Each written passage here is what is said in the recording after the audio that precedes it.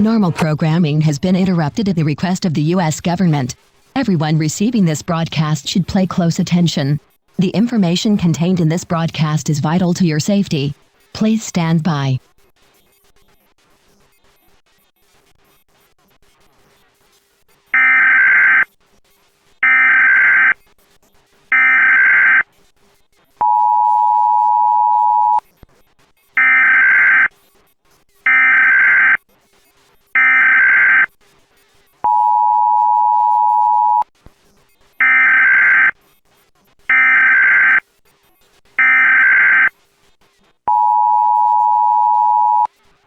The emergency alert system has been activated.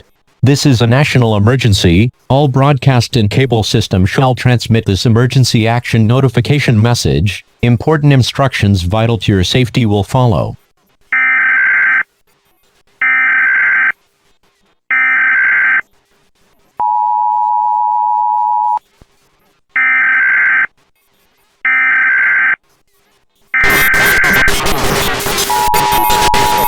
My fellow Americans, earlier today, a hostile act struck at the heart of our sovereignty. A missile detonation near FortCarson, tied to a stolen prototype known as DX-8, was not an accident. It was an attack, and it was meant to send a message. Let me be clear. We have received that message, and we will respond. Effective immediately, I have authorized the deployment of additional military forces to the FortCarson region. National Guard units are being mobilized. The EAS, Emergency Alert System, remains active across the southwest sector. The Department of Homeland Security, the Department of Defense, and all relevant agencies are working around the clock to ensure full situational control. What is vital now is a swift restoration of law and order and the protection of innocent lives. No citizen should ever fear for their safety and security in our society.